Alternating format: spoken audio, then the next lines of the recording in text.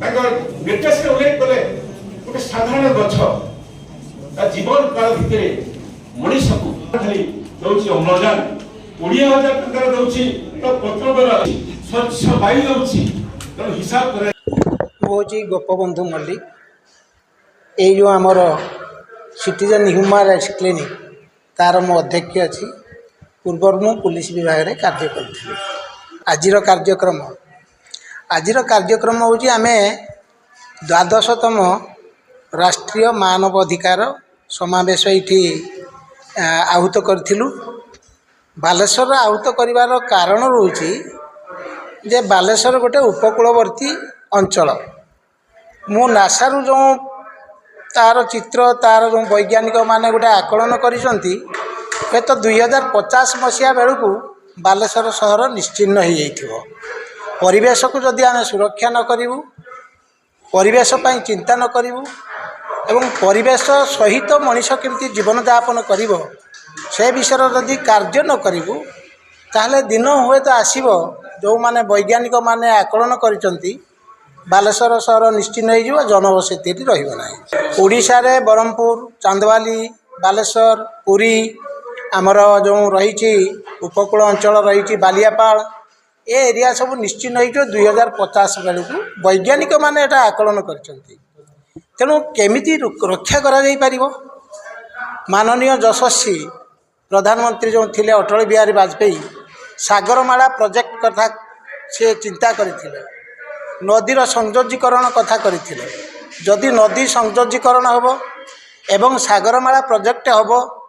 एवं आमर जो थिला आपण जानिचंती बालेश्वर जो उपकूलवर्ती अंचल थिला हेताला जंगल थिला सब आपणकर विभिन्न प्रकार मेन ग्रुप फॉरेस्ट थिला निश्चिन्न जे हे तार केमिति पुनरुद्धार करा जिवो सागरमाला प्रोजेक्ट केमिति यथाशीघ्र होबो। सागरमाला प्रोजेक्ट हेले आमर जो चांदबाली दीघा बालेश्वर जो आमर चांदीपुर अच्छी से एरिया रे आमर सुचारू रूपे से माने प्रोजेक्ट करेंगे हेंताल जंगल सृष्टि करा जिवो एवं वनीकरण करा जिवो ता हेई पारिले 2050 रे जो आकलन करा जायछि समुद्रर लीन हो जिवो बालेश्वर सहर ता घटिबो नाही। सेहिति पई आमे जनसाधारण को आमर निज भाई मान को सचेतन करिया पई आज परिवेश एवं मानव अधिकार विषय ये कर्मशाला अनुष्ठित करुचु। आपण मैंने आमको आसिकी अनुप्राणित कर सबू विभिन्न मीडिया हाउस बंधु मैंने आपण मानकर आसी आमको सहयोग कर आमर वार्ताटा को आपण मान वार्ता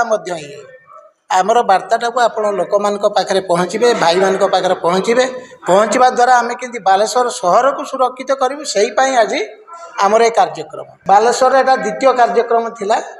ये जो सिटीजन ह्यूमन राइट्स क्लिनिक एटा हूँ नेशनल लेवलर भारत सरकार द्वारा अनुबंधित होती। बर्तमान आम ह्यूमन राइट्स जो यूएन अच्छी जो आमर अमेरिकार रही हेडक्वार्टर सेठी आम आमर कनसल्टेटिव मेंबरशिप आम एप्लाई करुचु से आमको दवापाई आमर कार्यकलाप देखिक से आमको दवापाई स्टाटस से चिंता करुँच। तेणु यहाँ बालेश्वर आमर द्वितीय कार्यक्रम मुझे एडवोकेट प्रताप केशरी दास वर्तमान आमर बालेश्वर सीएचआरसी शाखार मुझे चीफ अच्छी आमर ये जो शाखाटी 2022 मसीह बालेश्वर प्रतिष्ठा होता 2022 मसीहा पर 2023 मसीह आम गोटे अष्टम जातीय मानवाधिकार उपरे कर्मशाला ये जगह करूँ। तापर 11तमटा होता आम दिल्ली रे एबे 12तम जातीय मानवाधिकार कर्मशाला आज आम ये पालन कराम। प्रथम कथा है आम जो सचेतन करुचु जे लोक मानकर मानव अधिकार केमिति क्षुण्ण होउछि केमिति आमे ताको रक्षा करि परिबा आमर हैला प्रथम कार्य। द्वितीय कथा परिवेश सहित मानव अधिकार केमिति मानवर कौन अधिकार रही परिवेश क्षुण्ण हेले मानव अधिकार केमिति क्षीर्ण होउछि ता मध्ये आमर यही कर्मशाला तात्पर्य। लोकंको केमिति आमे सचेतन करिबा मानव अधिकार केमिति आमे रक्षा करिबा पुलिस पाखरे केमिति मानव अधिकार क्षुण्ण लोकंकर क्षुण्ण होउछि ता मध्ये आमे सचेतन करिबा जुडिशियल लोक मान मध्ये केमिति तांकर मानव अधिकार क्षुण्ण होउछि ता मध्ये आमे सचेतन करिया ये होउछि आमर उद्देश्य। हत्या करा जायछि 2023 मसीहा 196 थर आक्रमण होती परिवेश संग्राम के ऊपर निश्चित हृदय को चाहिए यदि आप भल पाइले हृदय रही जदि आपण तो खराब पाइले मु मन रही तेणु भल पाइबा और खराब पाइबा तो निर्णय आपणकर तेणु मु डाकिले एई भलिया वक्ता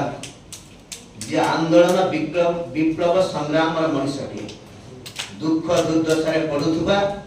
आखिर पुछुवा लुह से सांत्वनाटी जिते कोई दुर्बल निष्पेषित लोक पड़ी रही था तार शाणित सुर पलटुवा सामाजिक स्तर में सब स्वर उत्तोलन करुवा निरीपिक भाव सीधा कहूथुवा आ मुहरे कहूथुवा सत कहूथुवा जहाँ भल लगे